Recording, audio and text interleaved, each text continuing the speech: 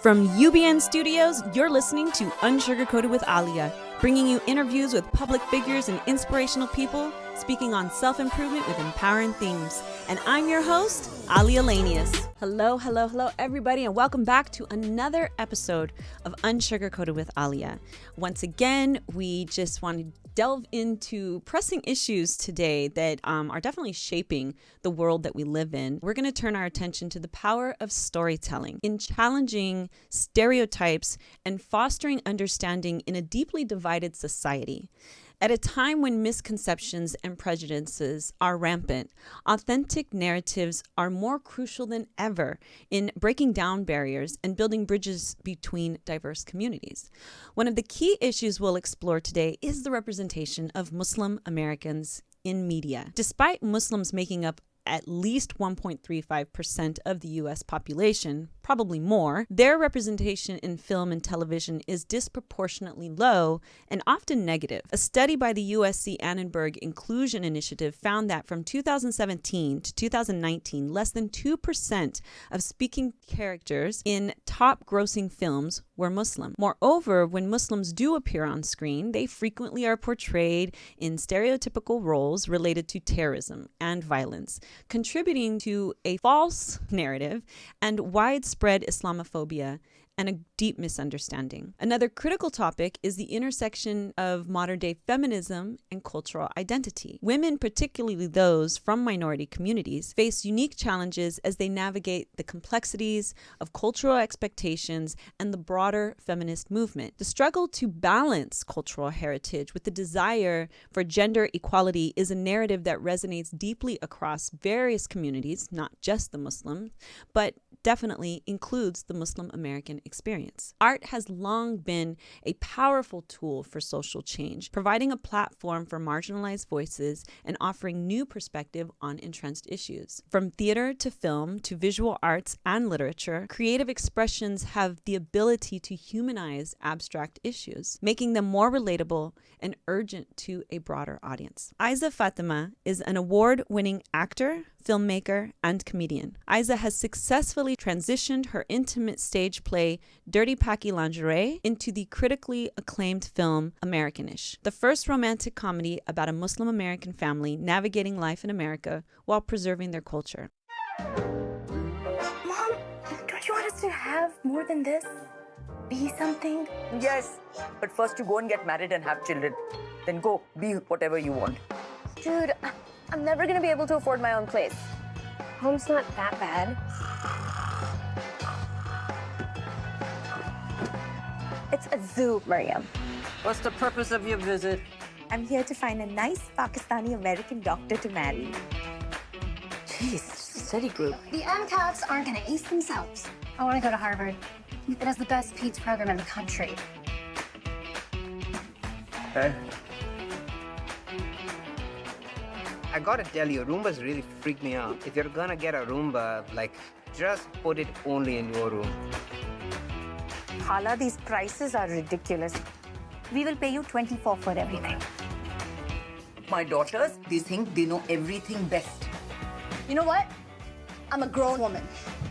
Boys don't like girls all covered up. You're never going to get married with that scarf on your head. I don't want to be with someone who doesn't get my values. Our country is being overrun by immigrants. You're working on the Douglas Smarts account. I mean, the guy is a racist. I got a call from the hospital. I'm gonna have to go in. You don't need to marry the first guy who shows interest in you.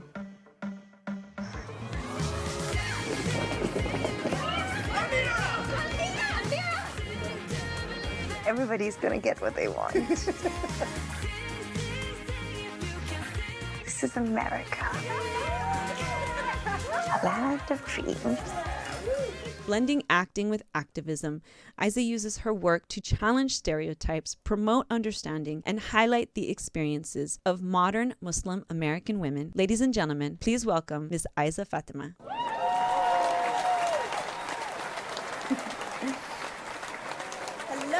Hello. Oh my gosh, I'm so excited to see you. How are you? I'm great. What an exciting welcome. Thank you so much for having me. Thank you. So today I think you're talking to us from New York? Yes. Where are you in the world today?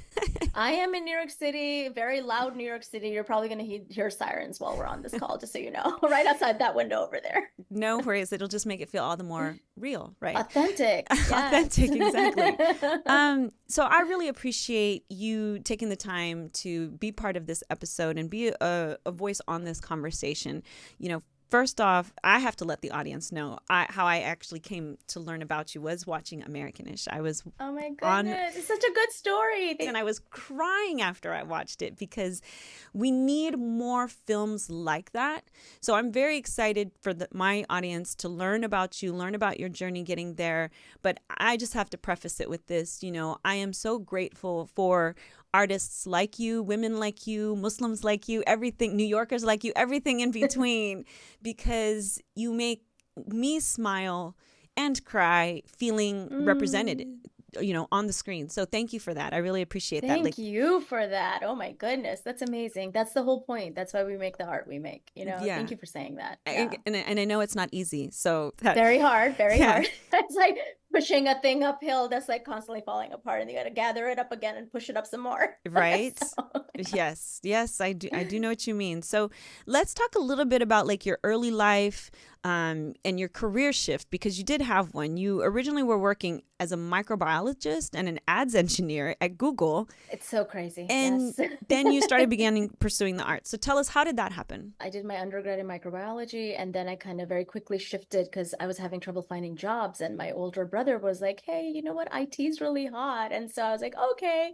So I went to graduate school for computer information systems and got this dual business tech degree that landed me at Google. And it was like, you know, the job of like my dad's dreams and my brother's dreams. And I thought it was my dream for a while. I really bought it because they were so excited. In fact, all the men in my life were so thrilled with me getting that job that I was like, oh yeah, I want that job. And then I didn't. It was like very painful. It was like a slow death every day. While I was there, I decided to kind of pursue acting on the side for fun. And I took a class at NYU in the evenings, and that just led to a whole career, you know, in that direction eventually. You know, it's funny because those experiences you draw on them, like you have in Americanish, you have like the corporate worker, you know, that's part of her Google. Story. Right. That I was get my it life at Google. I mean, it's hard to believe. Yeah, but that was that. Yeah. No, but I know. I remember there was a time in my life where having the suit and having an ID card with my picture, even though I always hated the picture, right? Like the picture is always the worst. But like, you know, just feeling like I'm contributing to the world and I'm being a grown up and I'm doing boardroom stuff. And then after a while, it was like, okay, this is just not me. Yeah, I mean, I think when I was there, I really bought into this idea that I was saving the world somehow because I worked at Google. It's just like a brainwashing that almost happens. But yeah. You made me think, and this is an off question, but like, because I know you're a humanitarian. I know that you're a person who really cares about things happening in the world to other people. Just recently, I'm curious what your thoughts are on watching Google's behavior. I know that they've arrested, they've fired, you know, what do you think about that? If you worked there now, I guess that's a better question. So if you worked there now, what do you feel like you would be doing? Do you feel like you'd be walking out, or do you feel like you would just be part of? Yeah, I really hope that I would be walking out, you know. Honestly, the Google back then wouldn't have even behaved this way. I'm like shocked at the behavior, you know, that's coming out of there, because it was always about like building community, helping other people. It's shocking almost. I don't even know what to make of it. And in fact, the people I worked with, they're not even there anymore. So I don't even know. So thank you for answering that, because I was just curious. I'm like, oh, that's right. She was at Google. And then you decided to start, you made Dirty Paki Lingerie. So you went to the stage first. Yeah, it was the only thing I ever knew. I did theater stage stuff in high school, and I knew that was I think I knew it was a calling, but I didn't quite understand it. I didn't know how to pursue it, so I never did. Yeah, I mean, I never set out to make films or TV. In fact, I remember when somebody suggested like doing commercials or getting a commercial agent, which is basically like how I make all of my living these days. But I poo-pooed the idea. I was like, oh, that's not real acting. What is that? So, you know, like I did theater. It was very snobby about doing that, but it's interesting. Yeah, I mean, me as an artist, I've grown so much. And just realize how you reach different audiences with different mediums, and it's all acting. But yeah, well, let nobody try to look down their nose at theater, to be quite honest, because it's one thing to be on set and be able to do a retake, It is a whole nother appreciation for, we had a previous guest is Michael Nori, who was the hot guy in Flashdance, right? With the, and he did Victor Victoria. And I remember asking him, like, what was his best piece of advice? And he's like, always be on time. And when I related it to his experience in theater, I was like, yeah, because I bet if you are not on time, you're messing up everything. It's like to do it repeatedly in front of an audience, a live audience all the time. Like I have lot of respect. Let's talk about the origins of Dirty Paki Lingerie and its impact as a stage play. I actually developed it in a class with Matt Hoverman first, and then Win Handman, where I kind of like developed the acting bits, and then was really incredibly lucky to find this amazing director who kind of stayed with the play for many years, Erica Gould. We kind of further shaped it together, and it was part of a Fringe Festival at New York. And before then, I'd done like a few plays, but nothing like this. Not like a role where for an hour I'm the only person on stage. That's a lot. It's a big, like it just takes a lot. It asks a lot of you as an actor. There was a reporter from the Wall Street Journal that came out and did a feature in the Sunday section for the Wall Street Journal, in the religion section. After that, NPR picked up the story on that Monday, and by that like Tuesday or Wednesday when we opened, our run was sold out. What was so amazing was just having Muslim and non-Muslim, like Asian, white, Jewish, whoever, all the Black, all these people just kind of coming up to us and saying, I saw myself reflected in that experience. And I think I kind of understood. I was like, oh, there's something more here. I think this is these themes, these characters, these people, like this is kind of like a universal appeal, maybe. I do remember when that run ended, I was like, oh, I guess it's over. Okay, well, back to my job at Google, right. For a little bit. Yeah. Yeah. But then that's not where it ended. No, it's not where it ended at all. It's the largest South Asian festival of arts that used to happen in Toronto, and we got invited there. So we went, and it was a 200-seat theater, sold out. We did nothing. We just went, sold it out. There was, in fact, a fight outside I heard about that was like people wanting to get in. It was amazing. I was like, oh, I can't. This is crazy how this is happening. So then Americanish comes about. Yeah, so I went to Edinburgh, came back. I had a couple of shows at the Cherry Lane Theater in New York City. I was performing there, and this super sweet filmmaker approached me after one of those shows. And she's Egyptian American. Her name is Iman Zawari. She had done a bunch of short films at that point and had won like an Emmy Award for one of her shorts and stuff. And she was like, hey, you know what? Would you ever think about like turning these characters into a feature? And I honestly was really thinking heavily about that. And I was like, the only way to really reach a lot of people is through pop culture. And in America, like that's like American films or music, right? The film was released last year with Sony, and that was our 10-year anniversary of her watching that play. Yeah, and you had a great ensemble cast. I remember George Wendt was in there. You had Mo Amory has his little role in there. Great role. He's so great in it. I know. Like, yeah, hire Mo Amory for more rom-coms, guys. He's so great in that role. He really shines. But also like Kapil and, the character who plays Miriam's character. I mean, these guys are all like younger actors that are really up and coming and are doing like a bunch of TV, and are such phenomenal actors like Selena Qureshi, and then the two kind of Bollywood people who are really well known in Bollywood who are in it as well. The woman who played my mom, Lilette Dubey, I've actually like grown up watching her films.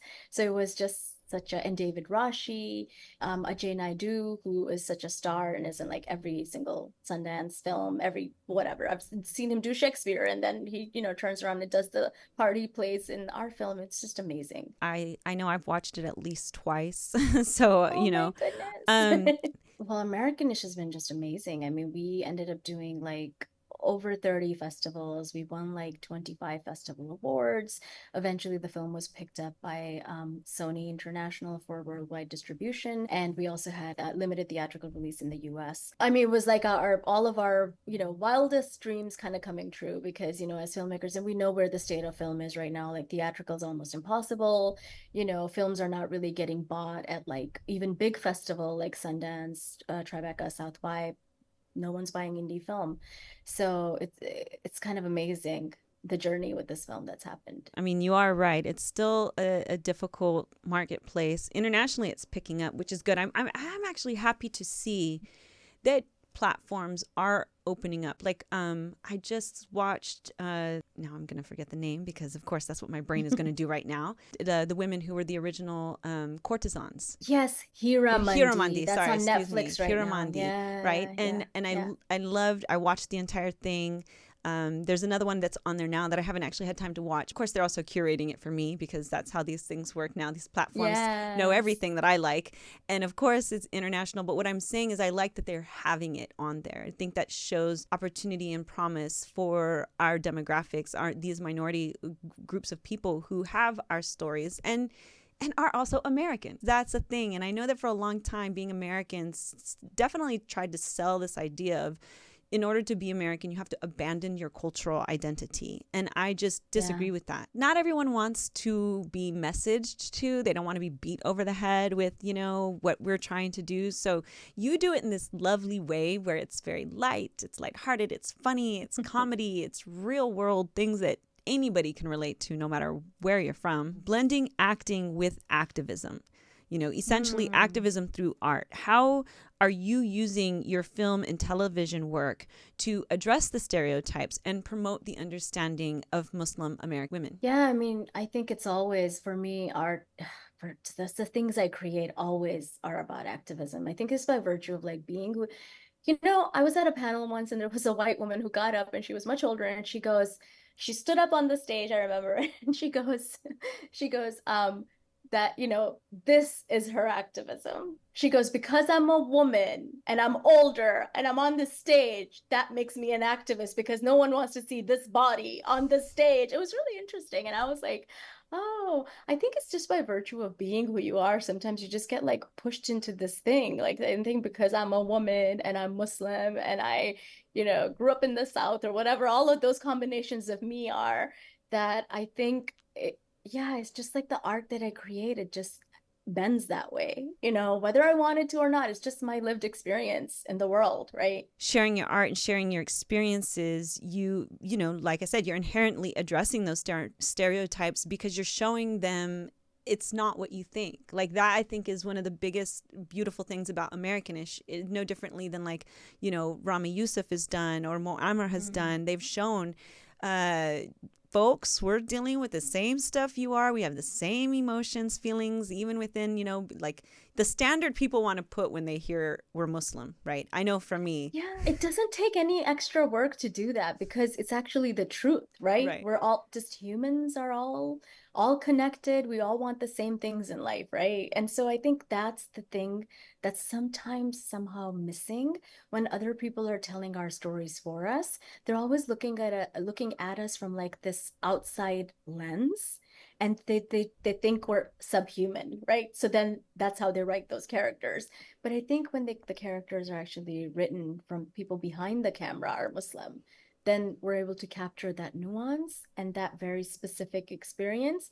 And there's universality and specificity. That's the whole thing, right? Okay, outside of me telling you, I cried over Americanish in a beautiful happy tears, by the way, happy tears. What have been some of the other experiences and shared stories of people who have been impacted by the work that you're doing and the representation that you're bringing? We had an uncle at an event one time he got up and he was one of the first people to speak and it was so touching. And he was just and we didn't realize, I think I didn't realize kind of the intergenerational conversation and the importance of it that's happening in the film. There's the mom character and then there's these younger girls, but also within the girls, there's an age gap, right? There's a 7-8 year age gap between the older sister and the younger sister. So it's all these kind of different conversations. And this uncle got up and he was just we really struggled with raising I think 3 daughters, he said, in the US, and our daughters have really taught us a lot over the years, and they've taught us things that we don't do right. And it's I'm so grateful for this film and I'm so grateful for the conversation it's having. But I was just really touched by not just people who are Muslim and come from this background are able to kind of identify and see themselves reflected, but it's really, I think it's for anyone who feels they've ever been othered in America, right? And you don't have to be Muslim for that. To that point, have there been experiences where people have been able to share with you that watching the film cleared up misconceptions, right? I will say, yeah, okay. So I have so many examples of this because we did such a giant tour of the whole country and we traveled everywhere when the film was in a certain place we went. So this was in Arkansas, the height of COVID. We were just coming out of stuff. Our second festival ever. It's the Gina Davis Festival in Bentonville. And there's a Muslim woman who lives there who hosted like a watch party at her house with some of her neighbors who none of them are Muslim, none of them are brown even.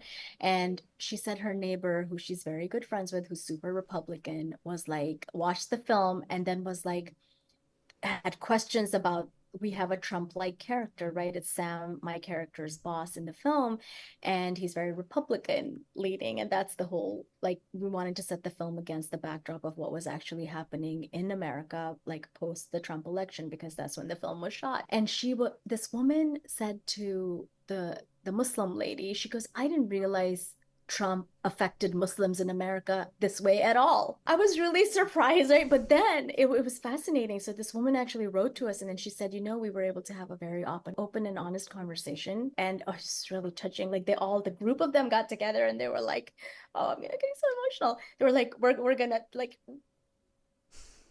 racism ends with us. Oh. And it was just like, I was like, oh my gosh, like, but that's why you also like make something comedic so you can reach those masses in that way. Exactly. Because I think preaching doesn't always work. Feminism in Islam. Share with us your views on modern day feminism and how it intersects with your identity as a Muslim American woman. Yeah, I mean, I think feminism is such a loaded word, right? Because there's like, I have grown up with a very westernized idea of what feminism means, because in the West, just a few years ago, there was the whole women taking off their tops, right? For their feminism and saying, this is my jihad or whatever, because of what was happening in Iran. So, and I feel like it was almost like being disrespectful, a little bit disrespectful to Muslim women who do cover up. For their feminism, right? So covering up is your feminism in Islam. In America, at least, like the Muslim women I know in America are covering up for their feminism. Right. So it's such an interesting disconnect, I feel like. I remember I was in Pakistan. It was the last time I was there, which I just mentioned. I was touring with the US State Department. I remember we were going through all these villages and I saw like so many miles and miles of just like women working in these villages with like carrying stuff on top of their heads and men sitting on charpais smoking their shisha. Right. So I was like, wow, this is feminism. This is feminine. These women are freaking working all day long to provide food for their families. And these men are not. This is feminine. So I feel like feminism looks like such different things depending on where you are and where you're from. And it looks very different for a Muslim woman in America sometimes than it does for others. Well, and that's sort of, the film highlights that in a way, right? There's a character we have that does cover up, that does wear hijab, and that is her part of her activism and her feminism. Yeah. And to me, feminism is, I have a choice in whether, that should be my choice into whether I want to or not. And I say this, like I just literally like a few days ago on social media, a Muslim brother was like, okay, if you're Muslim, why don't you have hijab on? And I'm like, okay, here we go. Listen, I already got a dad and a husband. You are neither. So go find a wall to talk to because it ain't going to be me, right? Like, I think hijab is a beautiful thing. And if you want, you should. When I'm in Dubai, actually, I love being able to wear my abayas and like just chill. They're cute. They're kind of hot. They are super hot. I brought one back. I want to wear it around. Just, it's like I have one. Super chic. I know. We'll get together and we'll go down and have we'll just wear it. Yeah. It's cool. And then you have, your character who's like this modern woman. Hey, she has dates with men. She's doing the thing. She's doing her thing. Yeah, and it in no way diminishes either of those characters, whatever they choose, as Muslim women, because our journeys are our own. Our deen, as they say, 100%. Is our own. Yes. And I think as a filmmaker, like that was the most important thing to me. I was just like, well, those characters like come from Dirty Paki Lingerie, the play. So as just a writer, playwright, all the things, it's so important. If I'm going to write, look, first of all, I'm just one person. I can never, encompass every single person's experience with Islam. And I'm not representing all of that. But something I really wanted to do with the play and the film both was show different sides of this. that comes from just my own personal experience within my own family. Yep. We have such a we're three sisters. You know, my mom is a super hijabi who kind of grew up in Saudi Arabia, and so like, well, the whole thing, because that's the cultural thing there, right? Sure. The niqab and the whole thing, that's the culture.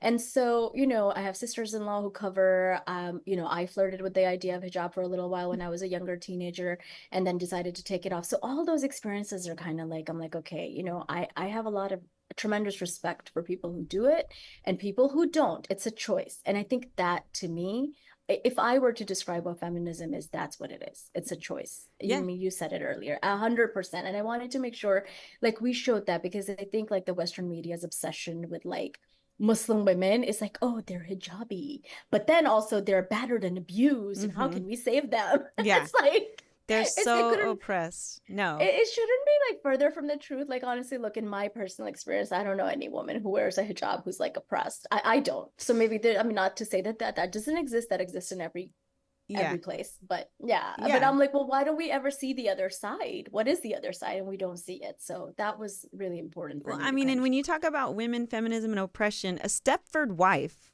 who has to look a certain way, who has their own, is if you want it, like, it's another kind of oppression, right? It's another kind of oppression. And, you know, when women have been used as currency, I mean, I think that when people forget to step back and look at the history of women in the world and in society, we've been used as currency. We have fought for our rights. In fact, you know, I had someone who told me recently, when we were talking about the college campus encampments, you know, he was like, well, I just don't believe. It wasn't that because there was violence that I saw at the encampments, but there was violence perpetrated against them. And it was interesting, though, because he said, well, you shouldn't have to be violent to get your point across. And I'm like, well, no. But unfortunately, when it comes to people standing up for themselves, if you look at images of women during the women's suffrage movement in America, they were getting beat on the street. Women were getting harassed by men. It was not this beautiful, oh, women are out there on the street looking for their rights, we're going to support them. No, it was the complete opposite. Anytime, civil rights, right? No matter what.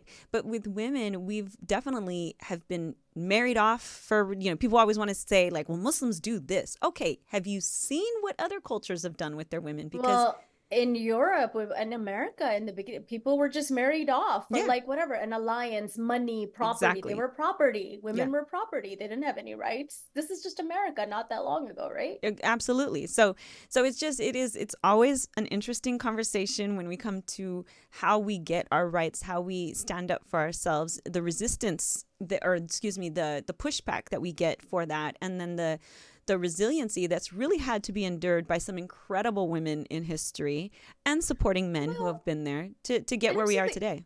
Well, but also let's not forget, like, Islam gave women the right to vote way before European women had that right. Yes. Right? It's like, so and own property. In Islam, and own their property and not be treated like cattle. Right. Muslim women had those rights like centuries before anyone else had those rights. So it's interesting. And I feel like, again, who's telling the story and how are these things getting lost in translation? You know, which is interesting, Aalia, something you said earlier, and I've myself quoted that USC Annenberg study many times. And what I've realized, like, thinking more about that is this: yes, like a little over 1%, maybe more, of the population in America is Muslim, but American media is global media. And 25% of the world's population is Muslim, and Islam is the second largest growing religion in the world, behind Christianity at like 30%, right? So it's like, when we are importing our culture to the rest of the world and we're showing Muslims as terrorists, that's a problem. Right. It becomes a global issue, right? So no, absolutely. We need to change these images on our screen for the world, not just for the 1.5% of the population that's Muslim in America, but really the global population. Absolutely. And that's the majority. No, I love that you say that. And notice that I said at least, because I never trust these statistics, right? No, we don't trust there's a lot of it. people. There's a lot of people that won't even, you know, for fear when it comes to public statistics, they will not admit, you know, for fear of what that is going to mean to their families. Because, like you said, Trump was trying to kick out Muslims during his, you know, little moment. Well, not only that, I think forever. I was just talking to an Arab friend of mine, and they were like, yeah, you know, on the consensus when they would come out when I was growing up, my family would always say we were white. because they're from the Caucasus or Right. whatever. I'm like, Yeah. what? But Technically. like, fine, okay, you are white technically, I get it, but they're also Muslim. So it's interesting, like we don't even know who's reporting We what. really don't. They don't. I mean, same thing with Mexican Americans. For a long time, they were considered white. So our statistics do not properly reflect the diversity within our country. So that's one thing. But you know, on that, I agree with you, and I love the way that you've been able to, you know, leverage and utilize your skills and showcase to the world these stories. What has ever been the most challenging part of navigating that dual identity for you? I think when I was younger, it's because of this, right? It's because we, from our parents who are immigrants, were never taught like we're American. They were always like, oh, you're Pakistani. And then the whole world around you is also telling you you're not American. Right. So I think as a young kid, that was a really complex thing. And honestly, like as a Muslim identity, I remember when this shift happened exactly. So I told you earlier, I was doing my show in 2011. And so often it wasn't until I was like doing the show and I was on a panel, and I think it was at Arkansas, University of Arkansas. They had a panel, and afterwards they had a reception, and they made a cake and they put a flag of Pakistan and a flag of America on it, half and half. And I was like, oh, that's like me. I'm not like one thing, am I? And shortly after that, this must have been in 2015 or 2016, shortly after that, the media, the world, everybody started talking about this Muslim American identity. If you really seriously chart it, it wasn't in our everyday conversation to say, because we are sort of like the youngest immigrants to America, right? Like Italian Americans and, you know, Irish Americans, they came a little bit longer than us. So we're sort of still like finding the language to define ourselves. And I think it's taken me as an adult to be like, oh, I am American, I am Pakistani. You know, I was actually born in Saudi Arabia. So I was like, I'm also I identify as Saudi. I lived there for a little bit when I was a young kid. I also grew up in Mississippi, and now I'm a New Yorker. So I am all of those identities, and it is okay. It is okay to be all of those things. I could not agree with you more. It is absolutely okay. And I think that's the thing. People have to understand it's a shared experience now, because you know, especially with the way immigration has worked in the last 100 years, even more so with planes and the way, you know, our DNA, like how I talk about how my DNA now comes back from 16 major demographics or regions, that is a reflection of America at the end of the day. To me, I am just very representative of, you know, but like you, having grown up, having dark hair, dark eyes, and people always being like, so where are you from? You couldn't possibly be American, right? And I'm like, well, what do you mean by that? Like, you know, I could have that conversation over and over again, because it just... No, and I get it. And I also grew up it's weirdly in a tiny little town in the South where everyone was blonde, whether naturally or bottle, I don't know. But then I stood out. They're like, what, where are you from? Probably a lot of bottle too. Everybody does, maybe. But anyway, yeah. And I think, you know, that's perfect. Like everybody's a little bit Americanish, right? We're like a, you know, it's the whole rainbow. It's not just one thing. It's just like all the things, all the ways, you know. Yeah. No, and if anything, I've learned over time to appreciate that I am different. I think there was a time when I just wanted to be. It's funny, I grew up in, you know, when I was younger, I lived in Napa, and Napa is a very, you know, Caucasian town, especially when I was growing up there.